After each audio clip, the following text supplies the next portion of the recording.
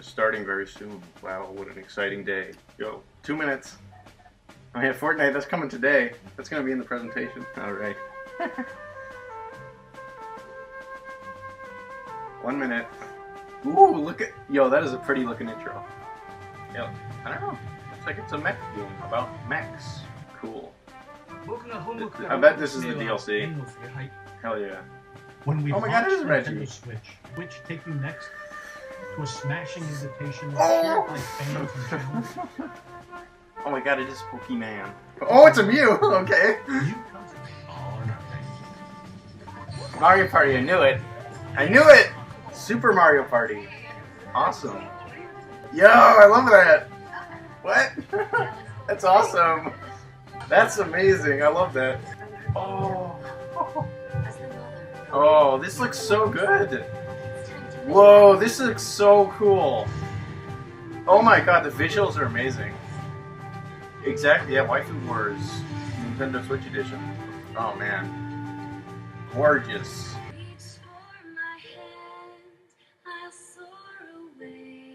Oh, okay. This is Fortnite. This is Fortnite! It's Fortnite! God damn it! I knew it! Yeah. Redesigned from the ground up. Yeah, that's supposed to be good. Bumble Bear in the Nintendo eShop starting today. Yee. Starlink! Oh, that's... Why are they showing a Minecraft clone? What the hell? That looked cool. Oh, Ark? Ark? Paladins? Mario. Hi everyone. I'm Chief talking about X Machina, even when they have only a little bit of free time. Oh, I know. At Nintendo, we approach development with the goal of delivering new and unique games. Now, it's time to share information on a certain title. I'll turn it over to someone that I think you know. Smash Bros. It's gonna be Smash Bros. It's gonna be Yes! Okay, sorry. Sakurai! Oh, that looks so good. Smash, brother. Hey, oh my god, Link is Breath of the Wild Wing. Zelda's classic Zelda! Oh my god! Pokemon Trainer's back! Sonic! Pichu!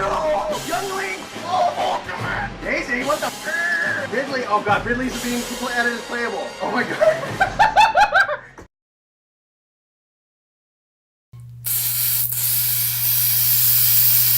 Happy 3! Jesus Christ.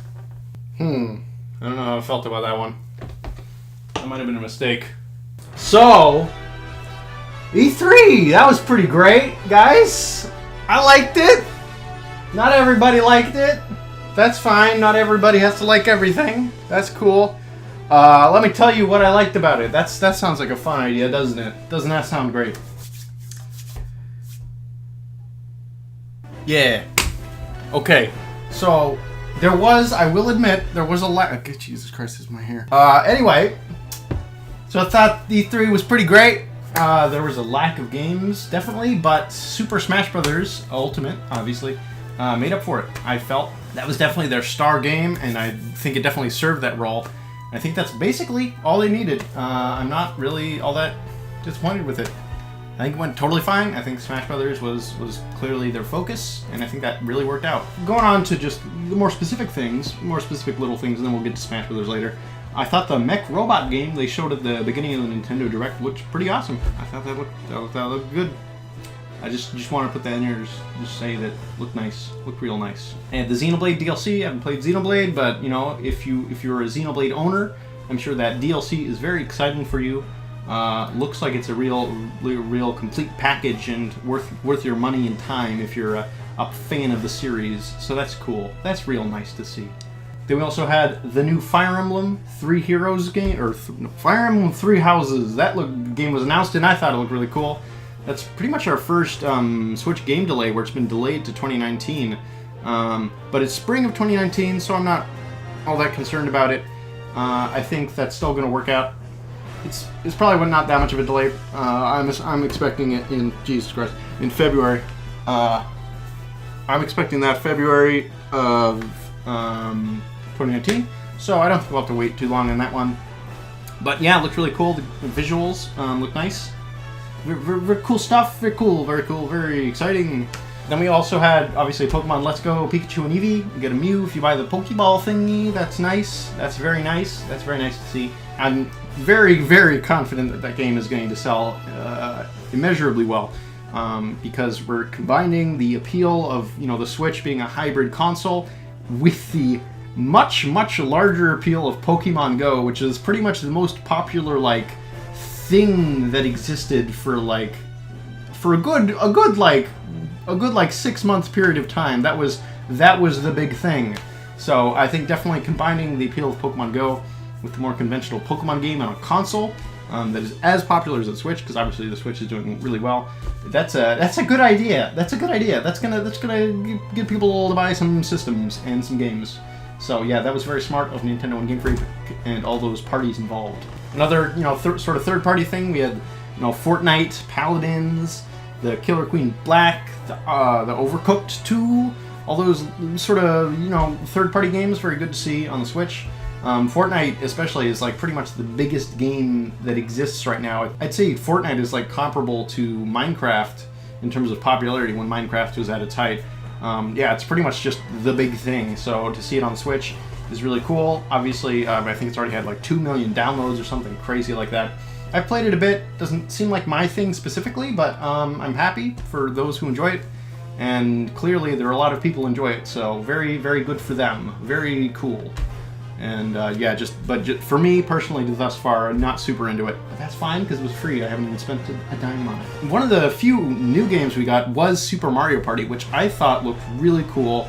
It looks like they're sort of doing what they did with Mario Odyssey, Breath of the Wild, and Mario Tennis Aces later this month, where they sort of look back at the series past and see what about this series have people liked in the past. You know, with Zelda and Mario, they added the more exploration-based elements. And then with Mario Tennis Aces, they added like the story mode as well as the, you know, the more in-depth multiplayer. So it definitely seems like they're doing that with this Mario Party. It looks like they're taking inspiration from, you know, the classic N64 games, where you have to buy a star, you use coins to buy stars, and you sort of have these sort of game boards that you go around. Looks like they're not utilizing the vehicle mechanic, which people seem to really dislike. So really cool to see that they're sort of reevaluating that series and putting it on a more positive trajectory that longtime fans of the series will really enjoy. So that's really exciting. I think that's a game like that I'm definitely keeping an eye on. Looks like it could be super fun. We also had the Splatoon 2 DLC, which actually launched yesterday, which was super crazy. I've played it a bit. It's really fun, super distinctive. It's basically just an add-on, like it's sort of like a miniature game within Splatoon. It's really, really awesome. It feels like what the original Splatoon 2 campaign probably should have been, because the launch version was slightly disappointing because it was very, very similar to Splatoon 1's campaign and didn't do much to differentiate itself. But with this Octo Expansion, there's a whole lot of new stuff in it. It's really cool and really exciting, and I'm really, really enjoying playing it. On the DLC note, I would like to point out how much amazing DLC we're getting this year, because we have, you know, obviously the Splatoon 2 Octo Expansion, which is basically a whole another miniature game within Splatoon 2, and then we have the Mario & Rabbids DLC, which is super similar.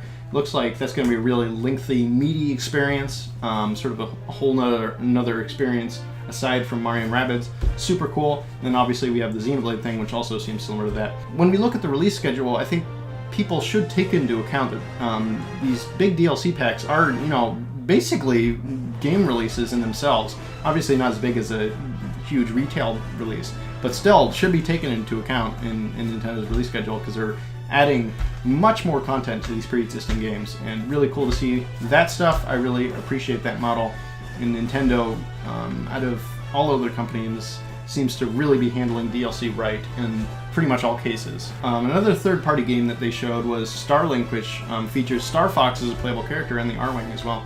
And at first I had no interest in this game, but I looked at the Nintendo Treehouse footage this morning, and it looked really awesome. The visuals were really impressive, and the gameplay looked really fun. And, you know, obviously you get to play as Star Fox, so that's pretty cool. I mean, it already looks like a Star Fox game, so Star Fox being in it is really just a natural fit. So that was really cool to see. Definitely a game I'm keeping an eye on. Well, I got a joke for you.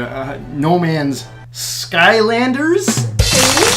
Yeah, that was pretty bad. And I do gotta say, just in terms of the month of June, like, it's kind of totally packed, because we have the Octo Expansion, we have the Mario & Rabbids DLC, we have Mario Tennis Aces, And that's not to include that, and that's not counting all the indie games we're getting, like Bomb Chicken, which I'm super excited for. I've been playing Soccer Slammers, just stuff like that. Super cool. June has a lot of things going on. Wow! And then we also had the Donkey Kong Arcade Archives launched just today, so a bunch of good stuff going on. Oh, I also really liked how Mario Tennis Aces is sort of adapting the Splatoon and ARMS model of releasing free content after the game's release. They're releasing Koopa Troopa a month after, and then Blooper a month after that. That's really cool to see. I really like that model. I think it's really worked for them in the past, and really happy to see that make a return and see that they're utilizing that system again. It's very nice to see. Looking forward to Mario Tennis Aces later this month. Heck, yes. Now we got to talk about the big one, the big boy in the room, the elephant in the room, the smash ball in the room, Super Smash Brothers. Wow. Big old game. Let's see if there's any juice in this. Super Smash Bro, yeah, boy. Wow. That was gross. It has all the characters. Wow. We got Ridley and Daisy and other stuff too. We got Pichu, Solid Snake, Ice Climbers. All of the boys, the guys are all back. They're all here again. All returning, and they're sort of reworking the pre-existing characters like Link and Ganondorf and all that. So that's really cool to see. I don't think anyone really predicted this Smash Brothers game having all the characters in it. A bunch of people I saw thought, oh yeah, they're gonna cut this character because it's not relevant anymore. Like the Mii's, they just aren't relevant, man. No, they're still here, guys. They're still here. They're here to stay. Don't you hate on my Mii's, man. This is basically the most exciting game since Super Mario Odyssey. It's great. Looks amazing. Visually, I was really impressed by it. I thought it's a really big step up from the Smash Wii U to this one, which is also pretty impressive because in terms of just the power of the systems, the Switch isn't supposed to be that much more powerful than the Wii U, but looks like they totally are squeezing it for all the power it has, and the end result is very fine looking game, and super excited for that. I think the big question is how many new characters there are going to be, because Sakurai did mention that there's supposed to be less new characters in this game. However, I do think we are in store for a few more character reveals. The big one I want, obviously, is Bandana Waddle Dee. That is the dream Kirby character, the dream character, the one we all want deep in our hearts, but who knows if I'll end up making it. I'm still crossing my fingers, holding out hope for our boy Bandana Waddle Dee. He deserves it. I think that very well could happen in upcoming Nintendo Direct in the coming months. Definitely could see that going down. Could see that happening. Would be very pleased with that, to be honest. In terms of other characters, Captain Toad would be cool. Shovel Knight would be cool. I don't think that one's very likely, but still would be cool. One minor prediction I have is that I think that since indies have been such a huge focus of Nintendo this console generation, I think we will see some indie trophies at the very least in this new upcoming game. Since they already have a precedent set for that because they had Commander Video from the Runner series in the last Smash Bros. Game, so I could totally see them continuing that with this new one and having maybe some more indie characters, like perhaps Shovel Knight, if he is not in fact a playable character, which I think is unfortunately pretty likely that he's not in the game as a playable character. But you know what? That's okay. That's fine. The other thing I'm really hoping for is a substantial single-player mode.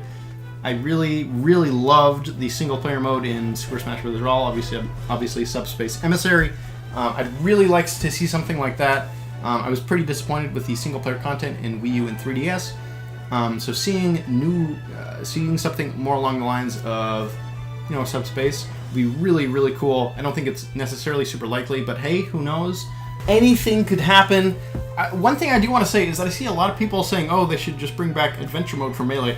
But personally, as someone who has, obviously played Adventure Mode, I don't really think it would be that exciting to see it return, because Adventure Mode, as is fairly bare bones. Like, you have a couple of challenges, which are inspired by, some games. Like, you have a Mario sort of platforming level, and then a Metroid level where you escape from that. But other than that, you're just fighting characters on their stages, which I don't find necessarily all that interesting or exciting. I think nostalgia is a big factor for people triumphing Adventure Mode as opposed to Subspace Emissary, which I think is far better. I think in terms of the gameplay, obviously it's way more in-depth. You have a lot more content there, and also, the cutscenes are phenomenal.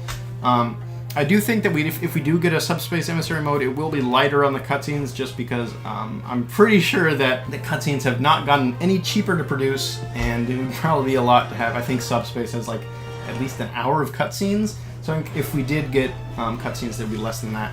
But I am hoping for some. I think we'll definitely get some sort of new mode. I'm really hoping for something along the lines of Subspace, perhaps with co-op. I think Subspace was already co-op, so just do more of that. That'll be good. That'll be real fine.